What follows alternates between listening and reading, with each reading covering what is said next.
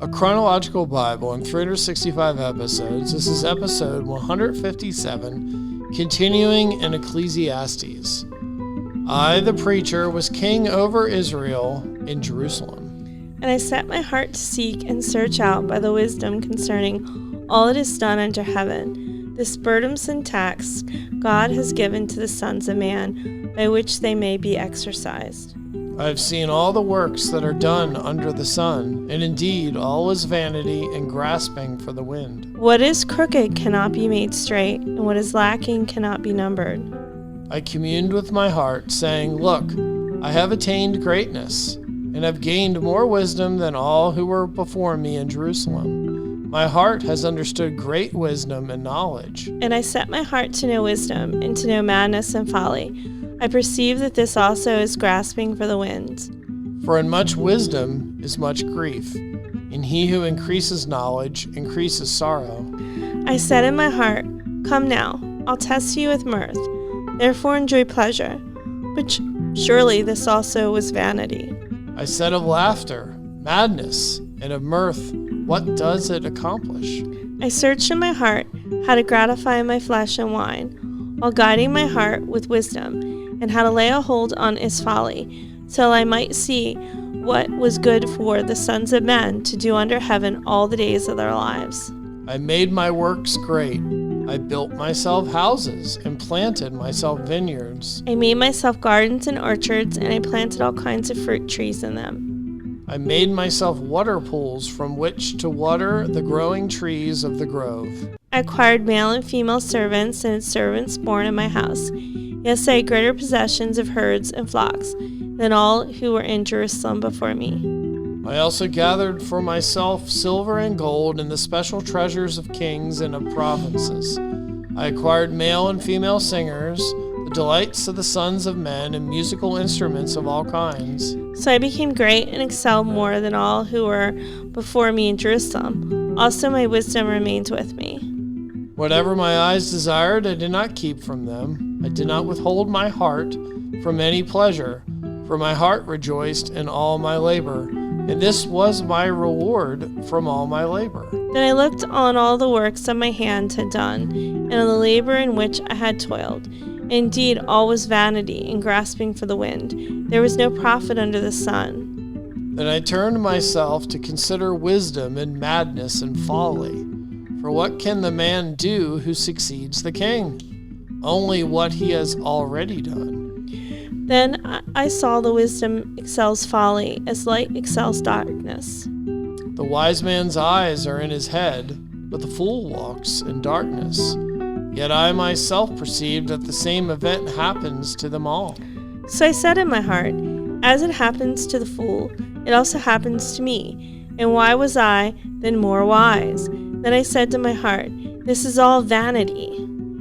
For there is no more remembrance of the wise than of the fool forever, since all that now is will be forgotten in the days to come. And how does a wise man die? As the fool. Therefore I hated life, because the work that was done under the sun was distressing to me, for all is vanity and grasping for the wind. Then I hated all my labor in which I had toiled under the sun, because I must leave it to the man who will come after me. And who knows whether he will be wise or a fool? Yet he will rule over all my labor in which I toiled, and in which I had shown myself wise under the sun. This also is vanity.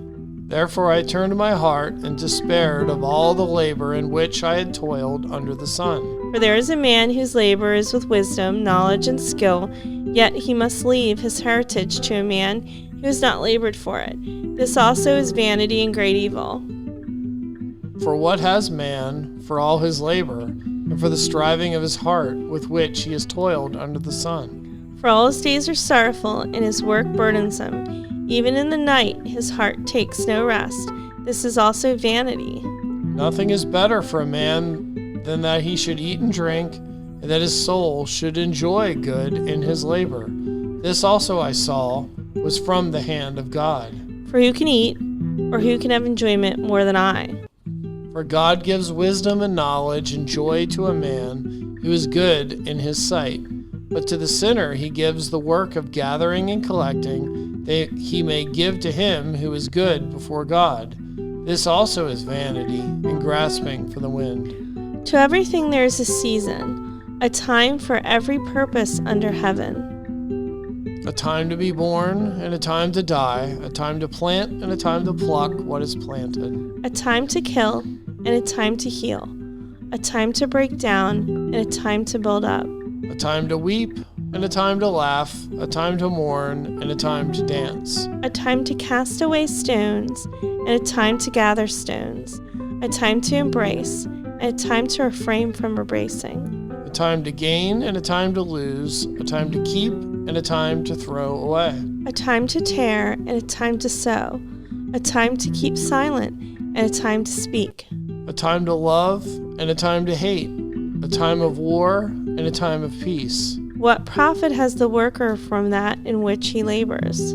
I have seen the God-given task with which the sons of men are to be occupied.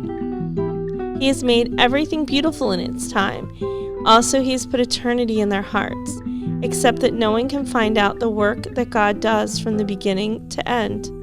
I know that nothing is better for them than to rejoice and to do good in their lives. And also that every man should eat and drink and enjoy the good of all his labor. It is the gift of God. I know that whatever God does, it shall be forever.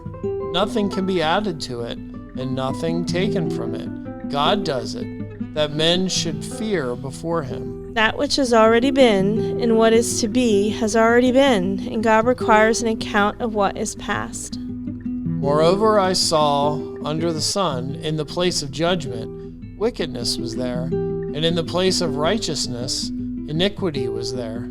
I said in my heart, God shall judge the righteous and the wicked, for there is a time there for every purpose and for every work. I said in my heart, concerning the condition of the sons of men, God tests them, that they may see that they themselves are like animals. For what happens to the sons of men also happens to animals. One thing befalls them, as one dies, so dies the other. Surely they have one breath. Man has no advantage over animals, for it's all vanity. All go to one place. All are from the dust, and all return to dust. Who knows the spirit of the sons of men, which goes upward, and the spirit of the animal, which goes down to the earth? So I perceived that nothing is better than that a man should rejoice in his own works, for that is his heritage. For who can bring him to see what will happen after him? Then I returned and considered all the oppression that is done under the sun. And look, the tears of the oppressed, but they have no comforter. On the side of their oppressors there is power, but they have no comforter. Therefore I praised the dead who were already dead, more than the living who are still alive. Yet better than both is he who has never existed. For who has not seen the evil work that is done under the sun? Again, I saw that for all toil and every skillful work, a man is envied by his neighbor. This also is vanity and grasping for the wind. The fool folds his hands and consumes his own flesh. Better a handful with quietness than both hands full, together with toil and grasping for the wind. Then I returned and I saw vanity under the sun. There is one alone, without companion. He has neither son nor brother, yet there is no end to all his labors, nor is his eye satisfied with riches. But he never asks, for whom do I toil and deprive myself of good? This also is vanity and a grave misfortune. Two are better than one because they have a good reward for their labor.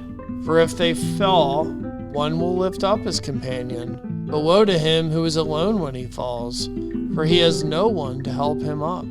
Again, if two lie down together, they will keep warm. But how can one be warm alone? Though one may be overpowered by another, two can withstand him, and a threefold cord is not quickly broken. Better a poor and wise youth than an old and foolish king who will be admonished no more. For he comes out of prison to be king, although he was born poor in his kingdom. I saw the living who walk under the sun, there with the second youth who stands in his place. There was no end of all the people over whom he was made king, yet those who come afterward will not rejoice in him. Surely this also is vanity and grasping for the wind. Walk prudently when you go to the house of God, and draw near to hear rather than to give the sacrifice of fools, for they do not know that they do evil. Do not be rash with your mouth, and let not your heart utter anything hastily before God. For God is in heaven, and you on earth. Therefore let your words be few. For a dream comes through much activity, and a fool's voice is known by his many words. When you make a vow to God, do not delay to pay it, for he has no pleasure in fools. Pay what you have vowed. Better not to vow than to vow and not pay. Do not let your mouth cause your flesh to sin, nor say before the messenger of God that it was an error. Why should God be angry at your excuse and destroy the work of your hands? For in the multitude of dreams and many words there is also vanity, but fear God. If you see the oppression of the poor, and the violent perversion of justice and righteousness in a province, do not marvel at the matter, for high official watches over high official, and higher officials are over them. Moreover, the profit of the land is for all. Even the king is served from the field.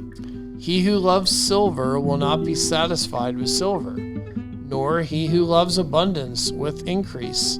This also is vanity. When goods increase, they increase who eat them. So what profit has the owners, except to see them with their eyes? Sleep of a laboring man is sweet, whether he eats little or much, but the abundance of the rich will not permit him to sleep. There is a severe evil which I have seen under the sun, riches kept for their owners to his hurt.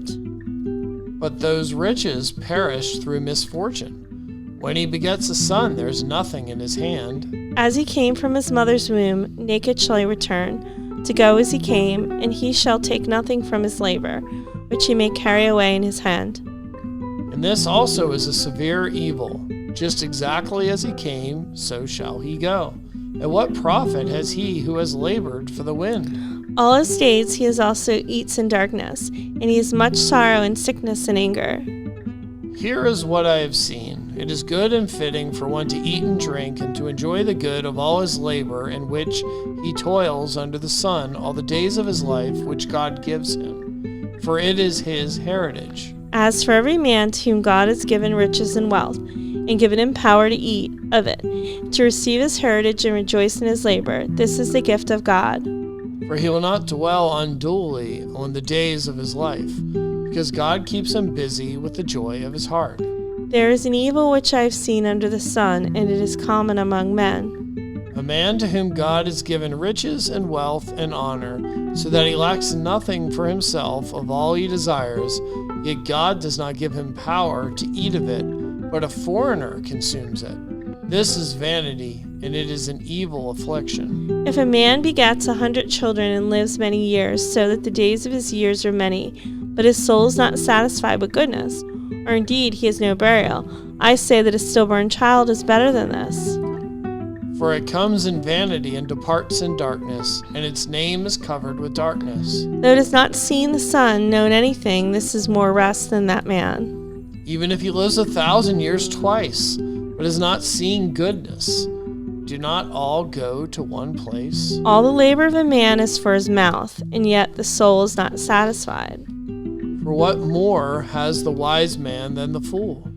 What does the poor man have who knows how to walk before the living? Better is the sight of the eyes than the wandering desire. This is also as vanity and grasping for the wind. Whatever one is, he has been named already, for it is known that he is man, and he cannot contend with him who is mightier than he. Since there are many things that increase vanity, how is man the better? For who knows what is good for a man in life, all the days of his vain life, which he passes like a shadow? Who can tell a man what will happen after him under the sun?